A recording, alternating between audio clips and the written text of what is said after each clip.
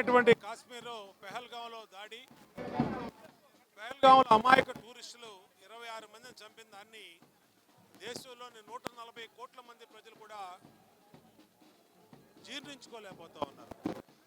అందరూ కూడా ఒకటే మాట, ప్రశాంతమైనటువంటి భారతదేశం, శాంతి కాముకులైనటువంటి భారతీయులు, ఈ దేశంలో ఉగ్రవాదులకు చోటు లేదు, ఈ దేశం మీద దాడి చేసిన ఉగ్రవాదులకు బుద్ధి చెప్పాల్సిందని వాళ్ళందరూ కోరుకున్న సమయంలో మొన్న భారత ప్రధాని నరేంద్ర మోడీ గారు తీసుకున్నటువంటి తీవ్రవాద వ్యతిరేక చర్యల మీద, తీవ్రవాదుల మీద దాడుల్ని స్వాగతిస్తూ ఉన్నాం.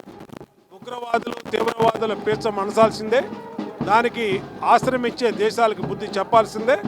ఖచ్చితంగా అటువంటి వాటికి తెలుగుదేశం పార్టీ పూర్తిగా సంపూర్ణ మద్దతు ఇస్తుంది. వాళ్ళ ఆంధ్రులు 5 కోట్ల మంది ఆంధ్రులు కూడా మోడీ గారు తీసుకున్నటువంటి చర్యలకి సంఘీభావంగా ఇవాళ 175 నియోజకవర్గాల్లో 3 రోజుల పాటు స్థిరంగా ర్యాలీలు పెట్టాం. దాంట్లో భాగంగానే విజయవాడలో ముఖ్యమంత్రి గారు పాల్గొంటున్నటువంటి ఈ ర్యాలీలో జయప్రదం చేయడానికి అందరం కూడా వచ్చాం. ప్రజలు పెద్ద ఎత్తున గుమ్ముకూడారు, పెద్ద ఎత్తున తరలి వచ్చారు.